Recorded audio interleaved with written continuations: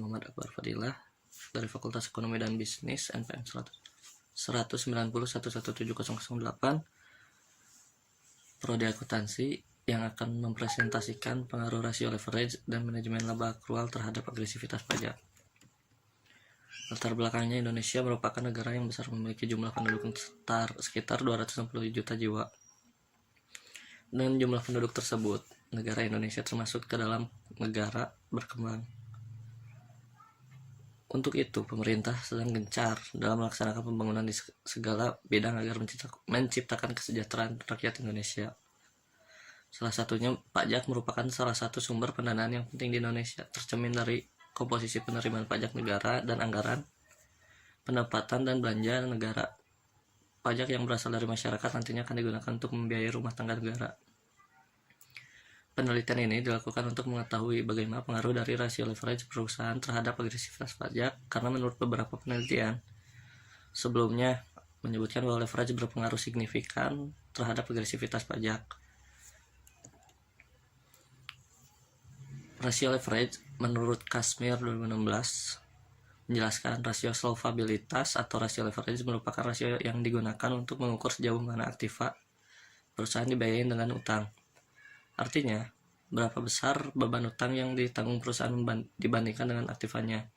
Dalam arti luas dikatakan bahwa rasio solvabilitas atau leverage digunakan untuk mengukur kemampuan perusahaan untuk membayar seluruh kewajibannya, baik jangka pendek maupun jangka panjang, apabila perusahaan dibubarkan.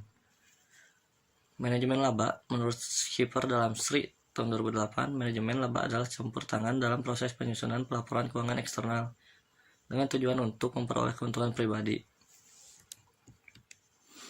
Agresivitas pajak itu berdasarkan pengertian Ruth John 2005 dan Melvin 2007 dapat diartikan bahwa agresivitas pajak adalah kegiatan perencanaan pajak yang bertujuan untuk menurunkan kewajiban pajak perusahaan melalui penundaan pengakuan pendapatan ataupun tidak mengakui pendapatan.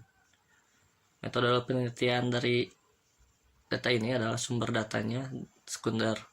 Teknik pengumpulan datanya studi kepustakaan, dokumentasi, dan riset online. Populasinya perusahaan subsektor industri, barang dan konsumsi yang terdaftar di BEI. Metode penelitiannya deskriptif dan verifikatif dengan pendekatan kuantitatif. Teknik sampelnya menggunakan teknik non-probability sampling dengan menggunakan pendekatan purposive sampling dengan memperhatikan 4 kriteria. Hasil uji T dari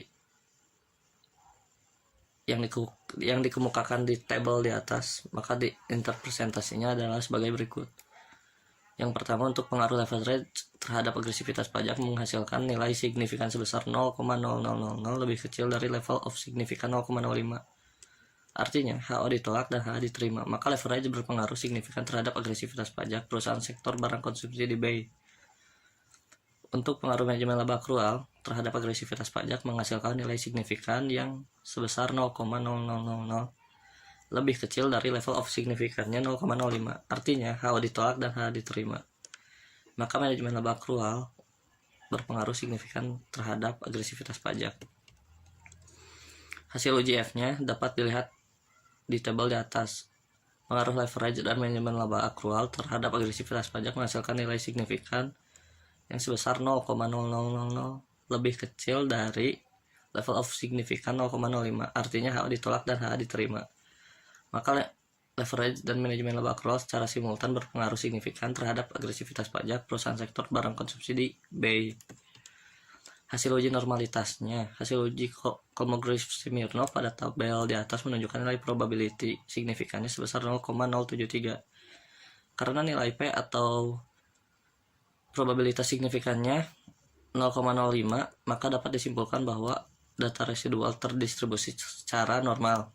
Dengan kata lain, model regresi penelitian ini terdistribusi normal. Uji autokorelasi secara di data dapat diketahui bahwa nilai DW sebesar 2,161. Nilai akan dibandingkan dengan nilai tabel DW dengan menggunakan nilai signifikan 5%, jumlah sampel 140 dan jumlah variabel independennya sama dengan 2, maka dari tabel di atas akan diperoleh nilai batas bawah yaitu 1,69 dan nilai batas atas 1,75. Bentuk pengujiannya yaitu nilai batas atas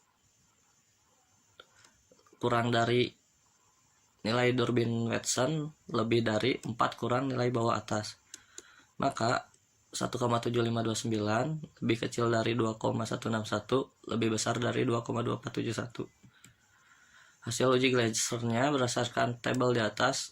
Regresi antar variabel independen dengan absolut residualnya menunjukkan bahwa koefisien dari masing-masing variabel independen tidak ada yang signifikan karena tarif signifikannya harus lebih dari 0,05 sehingga tidak menjadi masalah heteroskedastisitas. Kesimpulannya, pengaruh leverage terhadap agresivitas pajak berpengaruh signifikan terhadap agresivitas pajak, dan pengaruh manajemen laba akrual berpengaruh signifikan terhadap agresivitas pajak. Terima kasih.